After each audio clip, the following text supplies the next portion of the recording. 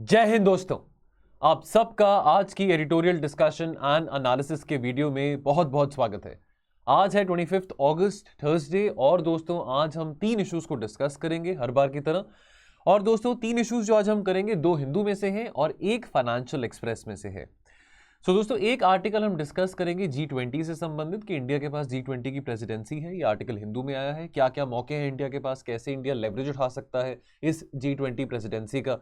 फिर एक आर्टिकल हम डिस्कस करेंगे यूनिवर्सल बेसिक इंश्योरेंस के बारे। यूनिवर्सल बेसिक इनकम के बारे तो हमने बहुत बार सुना होगा, लेकिन यहाँ पे यूनिवर्सल बेसिक इंश्योरेंस के बारे में बात करी जा रही है। और एक आर्टिकल हम डिस्कस करेंगे द मिस्ड टेक्सटाइल अपॉर्चुनिटी का। तो ये आर्टिकल जो है फाइनेंशियल एक्सप्रेस में से है और गवर्नमेंट पॉलिसीज एंड इंटरवेंशन में से रहेगा। और क्वेश्चन ऑफ द डे, पूरे वीडियो के एंड में क्वेश्चन ऑफ द डे दिया जाता है। तो जो बच्चे पहली बार ये वीडियो देख रहे हैं तो उनके लिए शायद ये बात नहीं होगी, लेकिन एक इनिशिएटिव हमने कल शुरू किया था। वो क्या था कि जैसे मान लीजिए अगर आज question of the day let's say वो इस आर्टिकल में से है, G20 वाले आर्टिकल में से।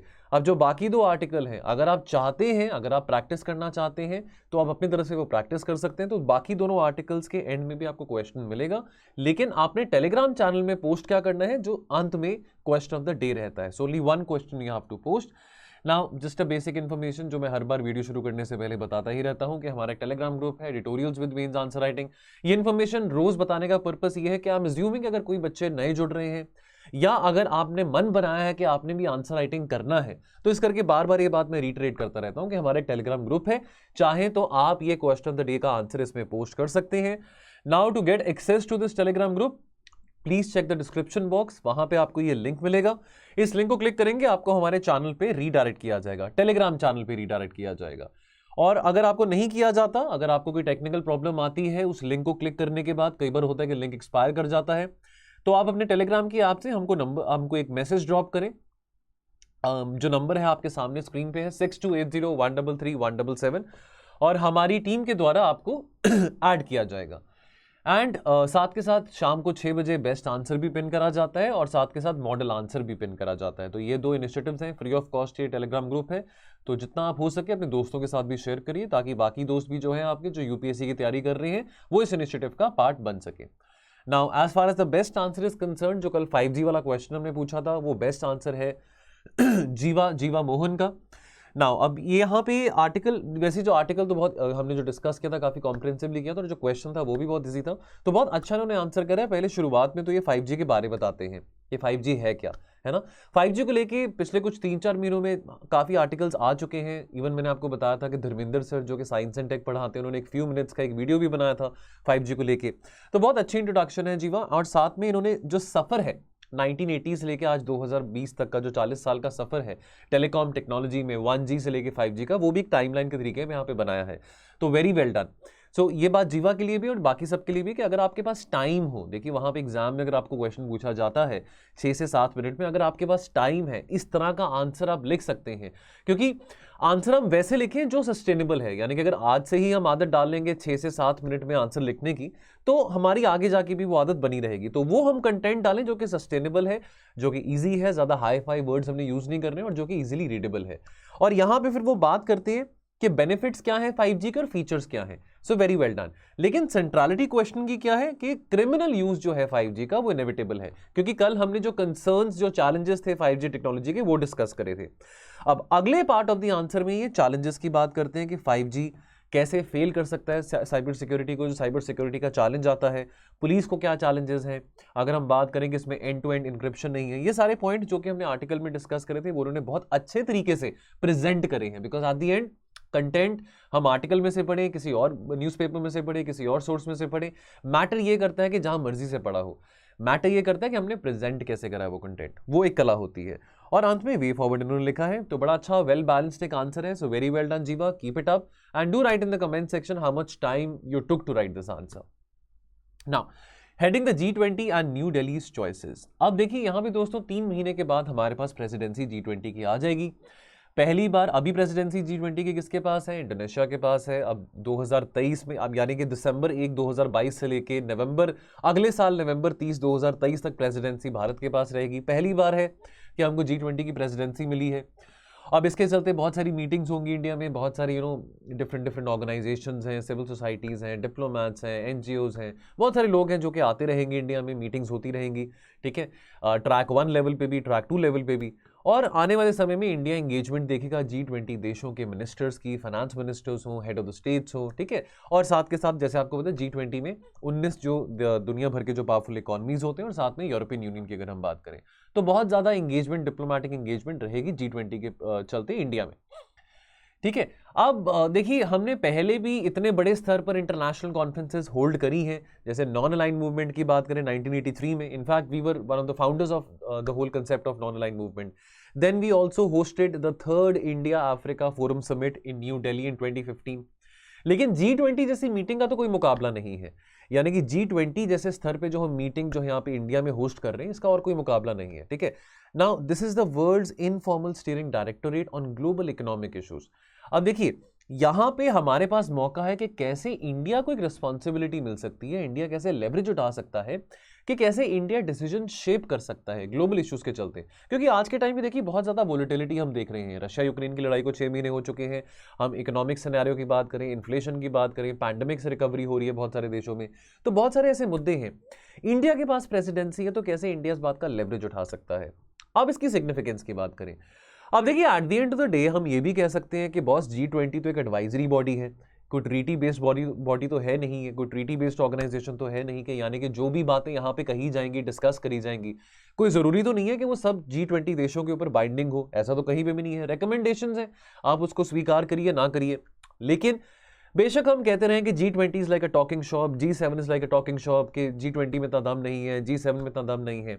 The fact of the matter is, let's get into the facts. What is the fact that G20 members जो हैं, they represent 90% of the world GDP। G20 का अगर हम द डेकेड ऑफ 2000-2010 की बात करें, और शाल वी से until the Crimean war, until the Crimean annexation जो 2014 में हुआ था, तो कुछ 14-15 सालों के लिए G20 ने बहुत एक वाइटल रोल प्ले किया था। यूरोजोन क्राइसिस हमने देखा 2010-2012 के बीच में, ग्लोबल फाइनेंशियल क्राइसिस हमने देखा अमेरिका में 2008-9 में। तो इस सब क्राइसिस में G20 ने काफी मदद करा था, ठीक है। G20 ने ओपिनियंस को मोबिलाइज किया था, और इस फोरम को, वैसे तो ये फोरम एस्टैब्लिश करा गया था as a forum for finance minister of the G20 nation, लेकिन इसको 2008 के ग्लोबल फाइनेंशियल क्राइसिस के बाद G20 के फोरम को एलिवेट किया गया as the forum of, along with the finance ministers, also with the heads of the state or the heads of the government of these 20 powerful economies। अब challenges की बात कर रहे हैं, देखिए क्या ये बात कहना सच है कि G20 अपने आप में ही आज एक एग्जिस्टेंशियल क्राइसिस फेस कर रहा है? बिकॉज देखिए आमतौर पे आज के टाइम पे क्या हो रहा है, जो मेजर पावर्स हैं, चलो तो हम मेजर पावर्स की बात करें, तो आज के टाइम पे यूएस चाइना के बीच में कन्फ्लिक्ट है, टेंशन है, यूएस रशिया के बीच में टेंशंस है ना। तो ये सब टेंशंस के बीच में G20 की रेलेवेंस क्या होगी आने वाले ज़माने में, आने वाले टाइम में। अब देखिए, अब पैंडेमिक से अभी हम 2 साल, देखिए भुलाना बहुत मुश्किल है, अब लगता है कि 2 साल ऐसे निकल गए, 2020 आज 2022 खत्म होने वाला है, तो 2-2.5 साल 3 साल ऐसे निकले, तो काफ़ी मुश्किल निकले हैं कोरोना वायरस पैंडेमिक के चलते। अभी कोरोना वायरस पैंडेमिक थोड़ा सा कम हुआ था कि रशिया यूक्रेन की लड़ाई शुरू होगी, ठीक है। हमारे इंडिया और चाइना के अपने जो डिस्प्यूट्स हैं 2-2.5 साल से जो LAC पे चल रहे हैं, और यूरोपियन यूनियन और US की जो हॉस्टिलिटी है with Russia in the wake of the Ukraine war. तो अब जो आउटकम रहेगा, जो G20 मीटिंग इंडोनेशिया में अब इस साल जो कंडक्ट करी जाएगी, उसका आउटकम जो होगा वो डेफिनेटली दिल्ली की मीटिंग, यानी कि जब इंडिया प्रेसिडेंसी लेता है G20 की, तो वहां पे भी रिफ्लेक्ट करेगा। क्या इंडिया वो सारा एजेंडा जो कि बाली समिट में, यानी कि बाली G20 समिट में जो डिसाइड किया जाएगा, क्या इंडिया वो सारा जो अग्रीमेंट्स है, जो सारे के सारे जो बातें डिस्कस करी जाएंगी, क्या इंडिया वो बात आगे लेके जा पाएगा, ठीक है। क्या इंडिया की प्रेसिडेंसी में व्लादिमीर पुतिन और जो बाइडेन आमने सामने बैठ के टेबल पे बातचीत कर पाएंगे, ये इस बात पे सवाल उठाए जा रहे हैं, ठीक है। इस करके हमको बहुत यहाँ पे चीज़ों को बहुत केयरफुली प्लान करना पड़ेगा, मेटिकुलसली प्लान करना पड़ेगा, बिकॉज बहुत बड़ी जिम्मेवारी हमारे ऊपर आई है। और अभी जो बदलता जियोपॉलिटिक्स है, because after the disintegration of USSR, जैसे कि हम ये जानते हैं रशिया यूक्रेन जो लड़ाई चल रही है, now this has redefined the contours of Jio economics also today. Now अब यहाँ पे इंडिया के पास ट्रिपल मोटिवेशन की बात आती है, तो ऐसे 3 बातें हैं जो कि इंडिया को बहुत मोटिवेट करेंगे आने वाले समय में G20 की प्रेसिडेंसी में। एक तो देखिए, हमेशा हमारा नेशनल इंटरेस्ट हमेशा आगे होना चाहिए, अपने नेशनल इंटरेस्ट को ही हमको प्रमोट करना चाहिए, है ना। और क्या हम छाप छोड़ेंगे G20 पे अपने नेशनल इंटरेस्ट को प्रमोट करने के चक्कर में, और कैसे हम अपना रेलेवेंस बना सकते हैं, कैसे हम एक इफेक्टिव इंस्ट्रूमेंट बन सकते हैं और कैसे इंडिया इस बात को रीएस्टैब्लिश कर सकता है कि G20 भी एक इफेक्टिव इंस्ट्रूमेंट है ग्लोबल गवर्नेंस का। तो दो बातें, इंडिया एक इफेक्टिव इंस्ट्रूमेंट ग्लोबल गवर्नेंस का बन पाएगा कि नहीं, ये G20 की मीटिंग शायद बताएगी हमको, और G20 एज अ फोरम कितना रेलेवेंट रहेगा। तो ये दोनों बातें आने वाले टाइम में तय की जाएंगी। अब यहां पे भारत के लिए चॉइसेस क्या क्या हैं, तो कुछ 3-4 यहां पे चॉइसेस की बात करी गई इस आर्टिकल में। 4 चॉइसेस की बात करी गई, लेकिन उसको मैंने 3 में कैटेगराइज किया है। पहली बात करते हैं कि ब्रांडिंग की, ब्रांड इंडिया। देखिए अब कोविड के चलते, अब देखिए आज के टाइम पे जो भारत है, हम आज के टाइम पे हमने कोविड की वैक्सीन्स बनाई हैं, हमने वैक्सीन्स एक्सपोर्ट करी हैं। क्या एक जमाना था जब 60s में 70s में हमारे पास खाना खाने के लिए नहीं होता था, ठीक है। आज देखिए आज हम कितना ज्यादा तरक्की कर रहे हैं, दुनिया भर के यूनिकॉर्न्स हमारे यहाँ पे, दुनिया भर की टेक्नोलॉजी हमारे पास है, बहुत टैलेंट है हमारे पास, डेमोग्राफिक डिविडेंड हमारे फेवर में है, क्लाइमेट चेंज के प्रति हम बहुत इफेक्टिव लड़ाई लड़ रहे हैं। अब गीगावाट्स में बातें हो रही है, रिन्यूएबल एनर्जी पे हम एम्फोसाइज कर रहे हैं, ठीक है। वैक्सीन डिप्लोमेसी की बात करें तो ये सारे मुद्दे हैं जो कि हमारे इमेज को और ज्यादा स्ट्रांग दर्शाता है, ठीक है। स्टार्टअप कल्चर हो, बिजनेस इनोवेशन हो, ये सब चीजें जो है हमारा जो स्टेचर है ग्लोबल लेवल पे बढ़ा रही है, ठीक है। तो ये बात भी कहना कि भी चलो 1 साल की प्रेसिडेंसी हमको मिल गई है तो उससे हम पूरी दुनिया बदल देंगे, तो शायद ये तो पॉसिबल नहीं है। लेकिन India can provide evidence of its domestic success. देखिए हमारे देश में बहुत सारी कमी हो सकती है, कम्युनल राइट्स हो सकते हैं, वो सब एक तरफ है, लेकिन we have to see at the good things happening. अगर हम बुरी चीजों को ही देखते रहेंगे, अगर हम पेसिमिस्टिक नजरिए से चलेंगे कि भी इंडिया में सब कुछ बुरा हो रहा है, बाकी पूरी दुनिया में सब सही हो रहा है, तो हम अपने देश को कैसे आगे बढ़ा पाएंगे, ठीक है। आज जब हमने 75 ईयर्स कंप्लीट करें अपने इंडिपेंडेंस के, तो जो हमने पीछे जो चीजें अचीव करी उसको हमको ग्लोरीफाई करना, ब्रांड करना भी बहुत जरूरी है। बाकी देश भी तो करते हैं, तो अगर हम इस बात को ग्लोरीफाई करते हैं या ब्रांडिंग करते हैं, इसमें कोई हर्ज वाली बात नहीं है, इसमें कोई गलत बात नहीं है। फिर बात आती है ग्लोबल साउथ कोऑपरेशन की। देखिए अभी इत्तेफाक की बात बोली है कि क्या ये महज इत्तेफाक है कि 4 countries, 4 democracies, they are on a path to become powerful economic players. वो कौन से 4 देश हैं? इंडोनेशिया, इंडिया, ब्राजील और साउथ अफ्रीका। और इन चारों देशों के पास जो प्रेसिडेंसी है दिसंबर 2021 से लेकर नवंबर 2025 तक की है। अब यहां पे बात करें तो देखिए बहुत एक रेयर अपॉर्चुनिटी है कि कैसे हम साउथ साउथ कोऑपरेशन को बढ़ा सकते हैं, कैसे इंडिया ये मौके का लेवरेज उठा के डेवलपिंग वर्ल्ड का लीडर बन सकता है। डेवलपिंग वर्ल्ड के जो इश्यूज हैं, जो अगर हम ग्लोबल साउथ कोऑपरेशन को बढ़ाने की जहां पे बात करें कि कैसे जो डेवलपिंग वर्ल्ड के जो इंटरेस्ट है उसको कैसे एडवांस किया जा सकता है, क्या यह भी इत्तेफाक की बात है। अब इप्सा की बात आती है जहां पे आपका इंडिया, ब्राजील और साउथ अफ्रीका है। अब यह भी इत्तेफाक की बात कही कि इंडिया के पास प्रेसिडेंसी 2023 तक है, फिर ब्राजील के पास अगला नंबर ब्राजील का आएगा प्रेसिडेंसी का 2024 में, और साउथ अफ्रीका के पास 2025 में प्रेसिडेंसी होगी। तो क्या ये इत्तेफाक की बात है? और यहां पे ये भी बात समझने को है कि चलो इप्सा एक फोरम है, लेकिन ब्रिक्स भी एक फोरम है ना। ब्रिक्स के बारे में हमने पहले भी बहुत बात करी कि 10 साल पहले, 11 साल पहले ब्रिक्स को एक बहुत प्रॉमिसिंग ब्लॉक माना जाता था। आज के टाइम पे अब ब्रिक्स में चाइना भी है, रशिया भी है, और इंडिया और चाइना के बीच में जो टेंशन है उसके चलते ब्रिक्स को इतना ज्यादा भी पोटेंशियल को हार्नेस नहीं करा जा रहा है ना। ब्रिक्स अभी कहीं ना कहीं बहुत साइलेंट हो गया है। तो इसके चलते इप्सा जो एक फोरम ऑलरेडी एग्जिस्ट करता था, तो अब इप्सा जो है वो भी मोबिलाइज कर सकता है opinion of the developing world without the support of China and Russia, ठीक है। उसके बाद चीफ डिप्लोमेट की बात आती है। तो देखिए हम कैसे किसी झगड़े में मीडिएशन लेके आ सकते हैं, कैसे हम एक चीफ ग्लोबल डिप्लोमेट बन सकते हैं, ये भी जो मौका है हम इस G20 की प्रेसिडेंसी से लेवरेज कर सकते हैं, ठीक है। देखिए अब ये कहना कि G20 के फोरम में 20 देश हैं तो सबके सब के सारे के सब हर किसी के कॉमन इंटरेस्ट होंगे, कन्वर्जेंसेस होंगी, नहीं, हर जगह कन्वर्जेंस देखने को नहीं मिलेगी, डाइवर्जेंसेस भी देखने को मिलेगी। अब देखिए अब with in this G20 grouping देखिए हमारे 5 मेंबर्स भी आ जाते हैं UNSC के, जो P5 मेंबर्स हैं। फिर developing world led by G7। देखिए अभी G7 की मीटिंग में काफी ऐसे डेवलपिंग कंट्रीज को भी इनवाइट किया गया था, इंडिया को भी इनवाइट किया गया था, इंडोनेशिया को भी इनवाइट किया गया था, अर्जेंटीना को भी इनवाइट किया गया था, जो भी पीछे जर्मनी में मीटिंग हुई थी, ठीक है। और देखिए यहाँ पे G7 की मीटिंग में बात करी गई थी कि इनिशिएटिव लॉन्च किया गया था partnership for global infrastructure and investment, है ना, यानी कि PGII, यानी कि कैसे हम belt and road initiative, China के BRI इनिशिएटिव को काउंटर करेंगे। तो अब G7 कह रहा है कि जी मैं डेवलपिंग वर्ल्ड का यहाँ पे दादा बनना चाहता हूं। तो बट कहने की बात यह है कि डेवलपिंग वर्ल्ड में भी अगर हम लैटिन अमेरिकन कंट्रीज की बात करें, they might be bandwagoning at the moment behind America, shall we say. तो अगेन लेकिन डाइवर्जेंसेस की बात आती है। Not every country in the developing world will have convergence, they might have divergences. Then within this forum is also your BRICS, and then obviously there are other developing partners of G20 such as Argentina and Mexico. So it will be very interesting to see कि India कैसे यहाँ पे consensus बना सकता है। तभी तो यहाँ पे इंडियन डिप्लोमेसी का चैलेंज आने वाला है, इंडियन फॉरेन पॉलिसी का चैलेंज आने वाला है कि कैसे हम अपनी डिप्लोमेसी को और स्ट्रेंथन कर सकते हैं ताकि हम मैक्सिमम कन्वर्जेंस लेके आने की कोशिश कर सकें। बहुत बहुत most importantly before we conclude this article, वो ये बात है कि India should factor in the perspectives of countries जो कि G20 में रिप्रेजेंटेड नहीं है। यहां पे एक बहुत इंपॉर्टेंट बात करी गई है अफ्रीका के बारे।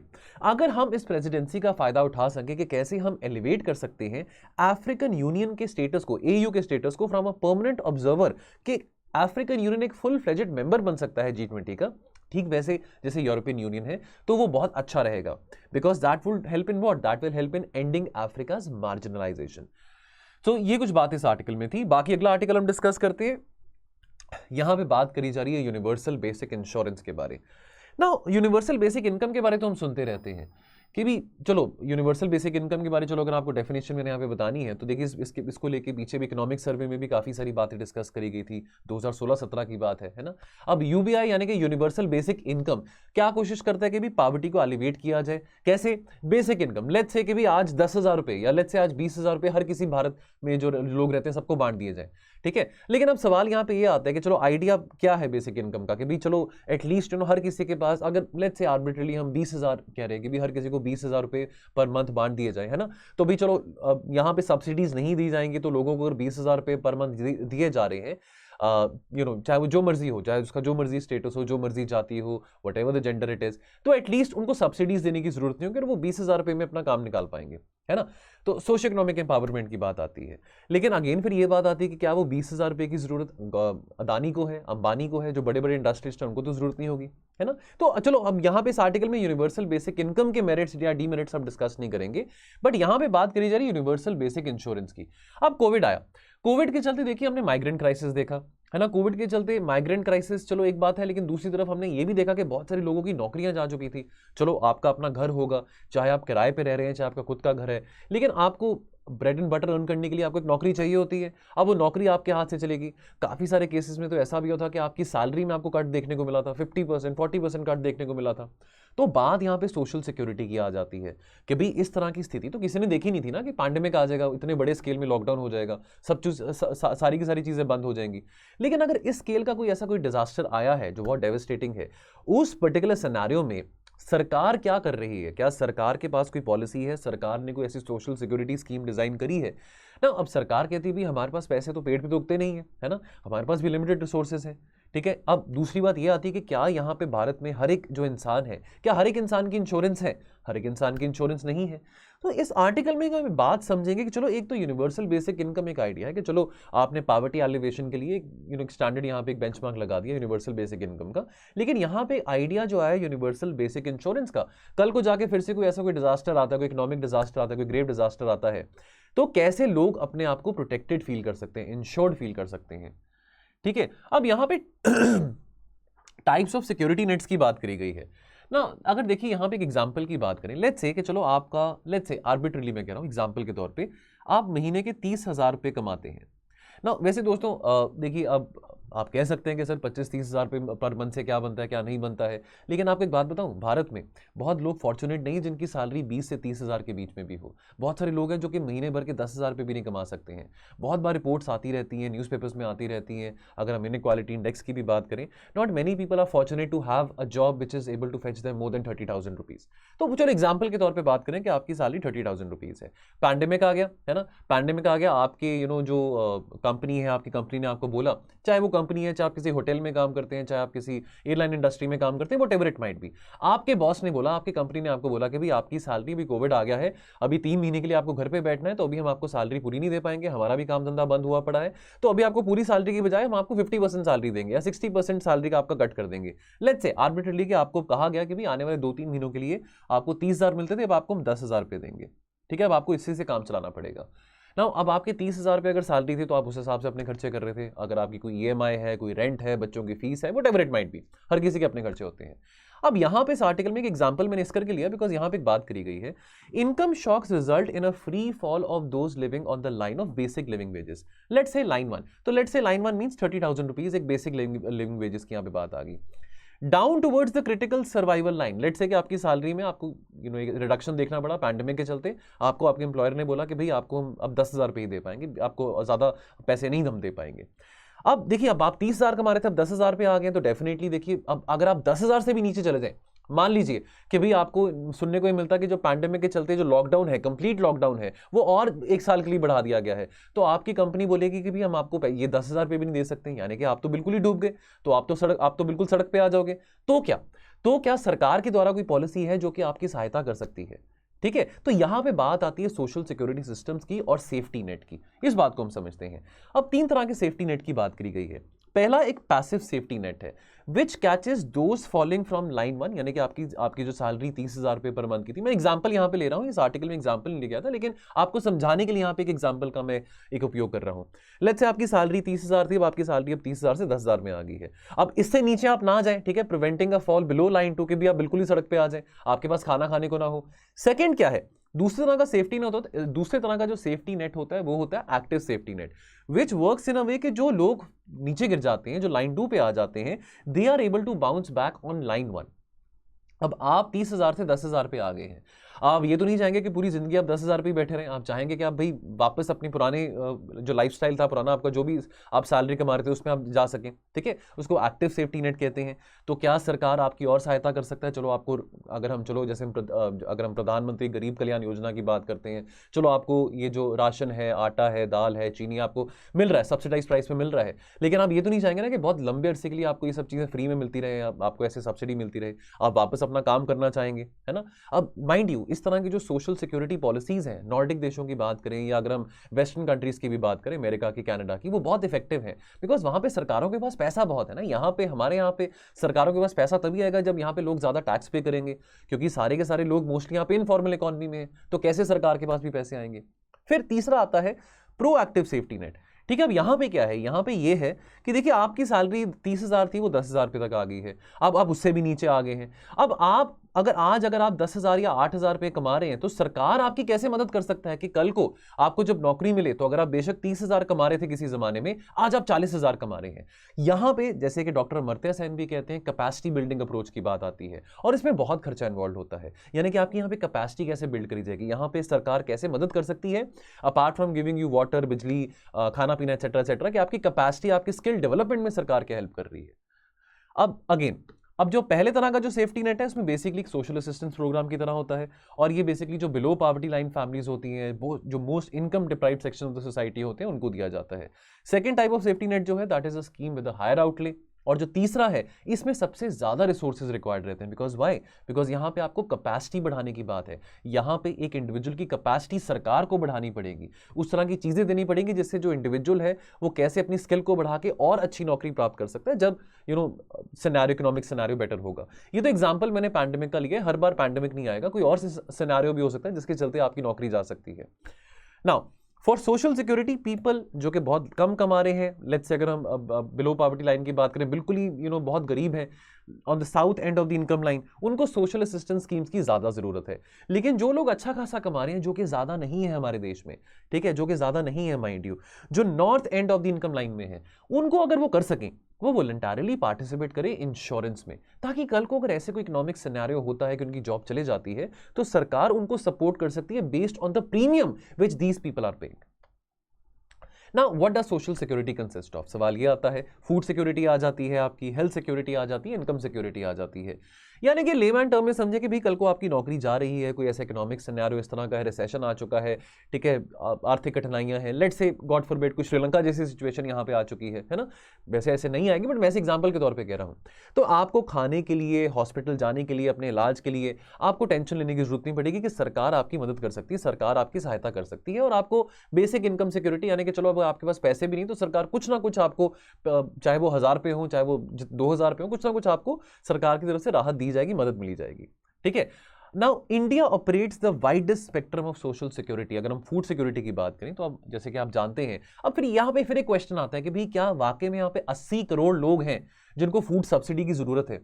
ठीक है, हमारे यहाँ पे सबसे बड़ा फूड सिक्योरिटी प्रोग्राम है, ठीक है, यूपीए 2 ने शुरू किया था, आज भी ये चल रहा है, 800 मिलियन बेनिफिशरीज। ठीक है, आपको हेवीली सब्सिडाइज फूड ग्रेन मिल रहा है, बट अगेन बात यहां पे ये आती है कि वर्ल्ड बैंक कहता है कि जी जो एब्सोल्यूट पॉवर्टी है भारत में वो 10% 11% हो चुकी है। अगर एब्सोल्यूट पॉवर्टी 10% 11% है, ठीक है, आज से 10 साल पहले 20% था, तो अब क्या वही बात आती है कि इतने लोगों को फिर फ्री में क्यों या सब्सिडाइज आप फूड ग्रेन क्यों बांट रहे हैं? क्योंकि आफ्टर ऑल इसमें पैसे लगते हैं। ये दुनिया का लार्जेस्ट फूड सिक्योरिटी प्रोग्राम माना जाता है। चलो खैर, हम कंटेक्स्ट फूड सिक्योरिटी कर रहे थे, सोशल सिक्योरिटी की कर रहे थे, तो वापस वहां पे आते हैं। अब इसके चलते 12 करोड़ बच्चे हैं जिनको फ्री में लंच मिलता है मिड डे मील स्कीम में, तो फाइनेंशियल सस्टेनेबिलिटी का इशू आ जाता है। ठीक है, उसके बाद करप्शन का इशू भी आता है, leakages in the food security programme की भी बात आ जाती है। Now again the challenge is कि सोशल सिक्योरिटी प्रोग्राम्स होने जरूरी है, वी आर नॉट सेइंग कि वो जरूरी नहीं है, लेकिन फाइनेंशियली सस्टेनेबल कितने हैं वो इन द लॉन्ग रन, वो एक बात खड़े उठती है यहाँ पे, जिसके चलते यहाँ पे कॉलमनिस्ट कह रहे हैं कि अगर इंश्योरेंस में वॉलंटरी पार्टिसिपेट लोग कर सकें, बट द चैलेंज रिमेन्स कि हमारे यहाँ पे more than 85% of the people working, they are in the informal economy. Now for health and income की बात करें तो देखिए यहाँ पे हेल्थ सिक्योरिटी फ्रंट के लिए है ना, अनऑर्गेनाइज सेक्टर के जो लोग हैं वहाँ पे आयुष्मान भारत स्कीम आती है, ठीक है, सेंट्रल गवर्नमेंट के द्वारा ये रन करी जाती है, जिसके जो बेनिफिशरीज हैं लगभग 50 करोड़ लोग हैं। ऑर्गेनाइज सेक्टर की बात करें तो अगर हम केंद्र सरकार की बात करें तो the central government is running the ESIC यानी कि employee state insurance corporation and the CGHS यानी कि central government health scheme, now which is catering to round about 13 crore and 40 lakh beneficiaries respectively। यानी कि ESIC जो है वो 13 करोड़ लोगों को, 13 crore government 13 crore government employees को, और जो CGHS है वो लगभग 40 लाख गवर्नमेंट एम्प्लॉयज को केटर कर रहा है। अब हेल्थ इंश्योरेंस स्कीम फिर काफ़ी सारी राज्य सरकारें भी रन करती हैं फ्रॉम टाइम टू टाइम, जिसके चलते पूरे देश में लगभग 20 करोड़ लोग जो हैं जो कि state government run health insurance schemes के अंडर कवर्ड हैं, और लगभग 11 करोड़ लोग हैं जो अफोर्ड कर सकते हैं प्राइवेट हेल्थ इंश्योरेंस को भी। लेकिन look at the figure, 40 crore अभी भी भारत के लोग ऐसे हैं, ठीक है, जो किसी भी हेल्थ इंश्योरेंस के अंडर कवर्ड नहीं है। That is quite a lot. I am sure the figure must be much more than 40 crore, ठीक है, बिकॉज डेटा हमारे पास ठीक तरह से कैप्चर नहीं होता। So that is a big concern. What will happen, कल को ऐसी कोई सिचुएशन आए, कोई आर्थिक कठिनाइयां हैं, कोई पैंडेमिक है, whatever it might be, what about these 40 crore people और let's say 50 crore people. Now income security की बात करते हैं ऑर्गेनाइज सेक्टर में। अब देखिए, अब ऑर्गेनाइज सेक्टर में 3 तरह के प्रोविडेंट फंड स्कीम्स हैं। एक तो GPF है आपका स्कीम आ जाती है, जहां पे which is availed by around about 2 crore central and state government employees in the country. दूसरा आता है आपका EPF, ठीक है, ये अवेल किया जाता है लगभग 6.5 करोड़ लोग वर्कर्स जो हैं जो बाकी ऑर्गेनाइज सेक्टर में, चलो हम प्राइवेट सेक्टर की बात करें, है ना।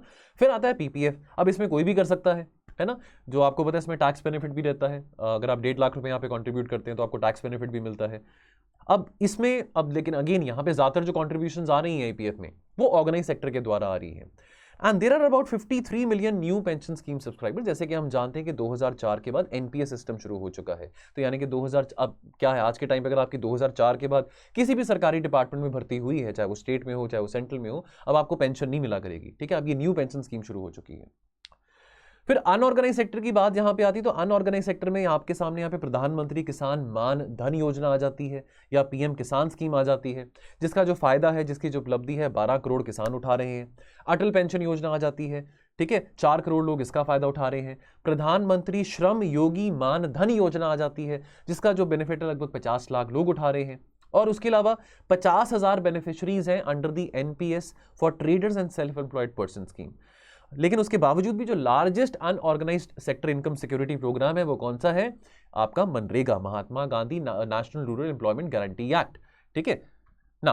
कुछ ऑब्जर्वेशन की यहां पे बात आ जाती है, तो out of around about 50 crore workers in India, लगभग 10 करोड़ हैं जिनके पास इनकम सिक्योरिटी ही नहीं है, ठीक है। जैसे अभी मैंने पीछे बात करी थी पिछली स्लाइड में कि 40 करोड़ लोगों के पास हेल्थ इंश्योरेंस नहीं है, तो लगभग 10 करोड़ लोगों के पास इनकम सिक्योरिटी नहीं है, ठीक है। अब बिकॉज हमारी जो nature of the Indian economy के यहाँ पे इनफॉर्मल सेक्टर ज्यादा है, इनफॉर्मल जॉब ज्यादा है, तो इसके चलते एक बहुत बड़ी समस्या है कि वो इंश्योरेंस में, ठीक है, वो वॉलंटरली इंश्योरेंस में, अनएम्प्लॉयमेंट इंश्योरेंस में कंट्रीब्यूट नहीं कर सकते हैं।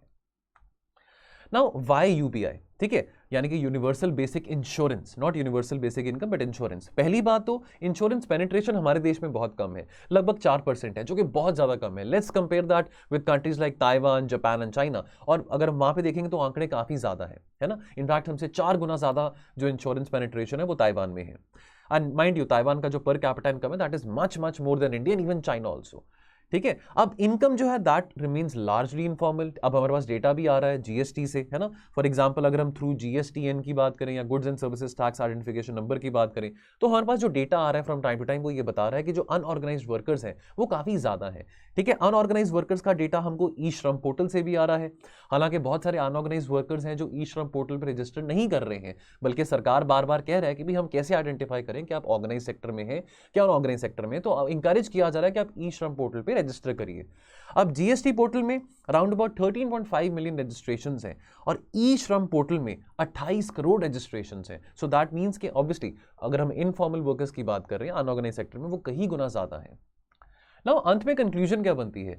देखिए, जब तक हमारी इकोनॉमी में ज्यादा ग्रोथ नहीं होती है, ठीक है, इतनी ग्रोथ हो कि लोग वॉलंटरली इंश्योरेंस को अफोर्ड कर सकें, तब तक सोशल सिक्योरिटी जो है वो सरकार को ही प्रोवाइड करनी पड़ेगी। और यहां पे एक आइडिया दिया गया है कि social security can be boosted through the scheme of universal basic insurance. यानी कि अगर हर एक वर्कर के द्वारा, अगर हर एक वर्कर वॉलंटरली कॉन्ट्रीब्यूट नहीं भी कर पा रहा, अगर सरकार उनके बिहाफ पे प्रीमियम पे कर सकते हैं, खास करके knowing that the nature of Indian economy is that lot of people are involved in the informal sector, तो यहां पे सरकार को एक सजेशन दिया गया, तो वो बहुत सही रहेगा अगर यूनिवर्सल बेसिक इंश्योरेंस में अगर हम मूव कर सकते हैं ना। तो अगर आपने क्वेश्चन प्रैक्टिस करना तो यहां पे क्वेश्चन आप प्रैक्टिस कर सकते हैं। Discuss the merits of having a UBI in India. इसको 150 वर्ड्स में आप आंसर कर सकते हैं। टेलीग्राम ग्रुप में आप ये मत पोस्ट करना, टेलीग्राम ग्रुप में आपने क्वेश्चन ऑफ द डे को पोस्ट करना है। Now last article, the miss textiles opportunity, ये हमारा फाइनेंशियल एक्सप्रेस में आया है। देखिए, टेक्सटाइल इंडस्ट्री की बात करें तो बहुत पोटेंशियल है हमारी टेक्सटाइल इंडस्ट्री में। देखिए, इंडिया को सोने की चिड़िया कहा जाता था अंग्रेजों के आने से पहले। कितना सारा कपड़ा था जो यहाँ से फिनिश प्रोडक्ट की मैं बात करूँ जो कि बाहर भेजा जाता था। अब इंडिपेंडेंस मूवमेंट के टाइम पे, चाहे हम स्वदेशी बॉयकॉट मूवमेंट की बात करें after the partition of Bengal, या अगर हम क्विट इंडिया मूवमेंट की भी बात करें, तो बार बार जो हमारे यहाँ पे जो इंडिजिनस क्लॉथ है ना, इंडिजिनस क्लॉथ के ऊपर बहुत ज़्यादा एम्फेसिस दिया गया था। गांधी जी ने खादी को भी बहुत मोबिलाइज किया था। इनफैक्ट बहुत सारी जो हमारी जो फ्रीडम जो मूवमेंट्स थी, उसमें हम देखते हैं कि बहुत सारे जो वर्कर्स थे, जो मिल वर्कर्स थे महाराष्ट्र में, गुजरात में, उन्होंने बहुत ज़्यादा पार्टिसिपेट किया था। तो ये जो 75th ईयर ऑफ इंडिपेंडेंस है, ये मौका देता है कि हम अपनी टेक्सटाइल इंडस्ट्री को भी थोड़ा इवैल्यूएट कर सकते हैं कि कितना आगे हम आ चुके हैं और कितना आगे हम और जा सकते हैं। ठीक है, क्या क्या कमी है, क्या टेक्सटाइल सेक्टर इंडिया में अपना पूरा पोटेंशियल अटेन कर पाया है? After all textile sector historically has been very much labour intensive. लेकिन अगेन लेबर इंटेंसिव होना बुरी बात नहीं है, लेकिन टेक्नोलॉजी इंटेंसिव हमारा सेक्टर हो पाया कि नहीं हो पाया?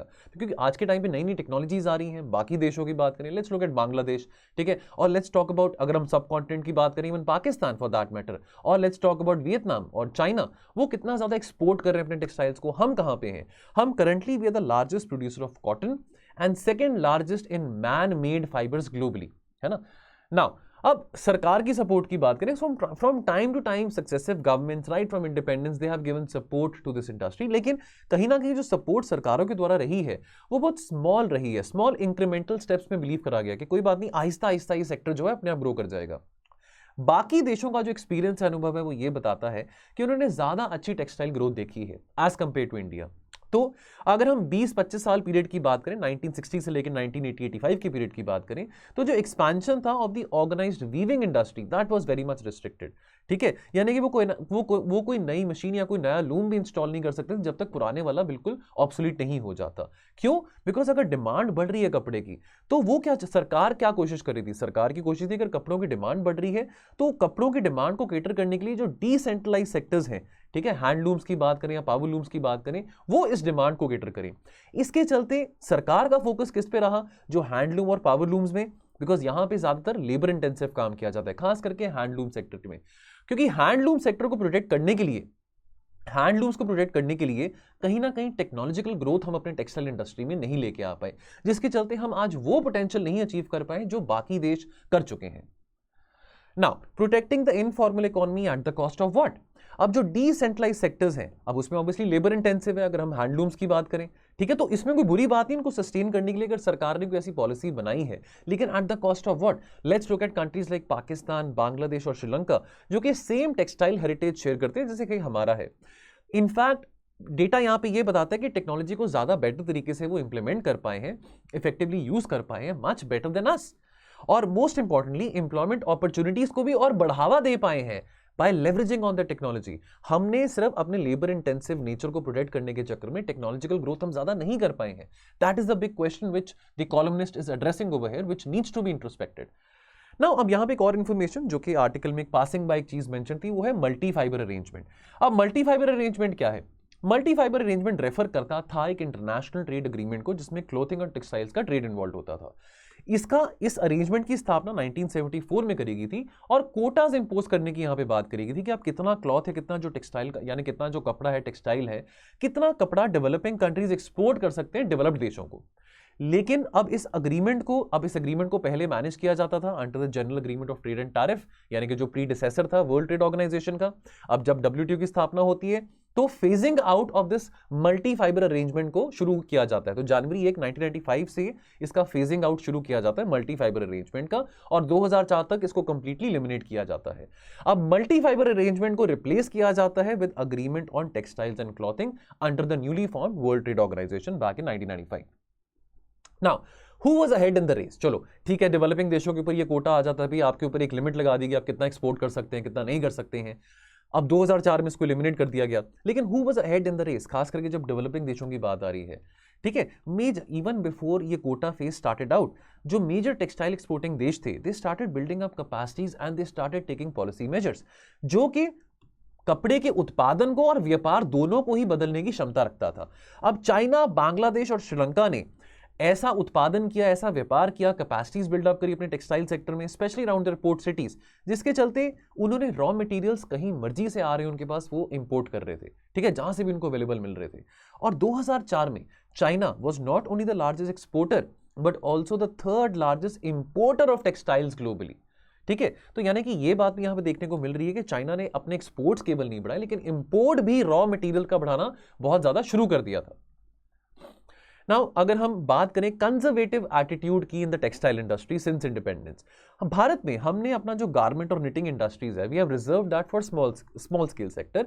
ठीक है, व्हाई? बिकॉज चलो हम यहाँ पे अब इसके चलते क्या हुआ कि चलो हम लेबर इंटेंसिव अप्रोच की बात करें कि कैसे हम जो लेबर इंटेंसिव जो ग्रोथ है सेक्टर में उसको हैम्पर ना होने दें। लेकिन इसके चलते क्या हुआ कि हम स्मॉल स्केल सेक्टर तक हम कन्फाइंड रहे, इसके चलते हमारे पास इन्वेस्टमेंट नहीं आई, ज्यादा कैपिटल क्रिएशन नहीं हुआ।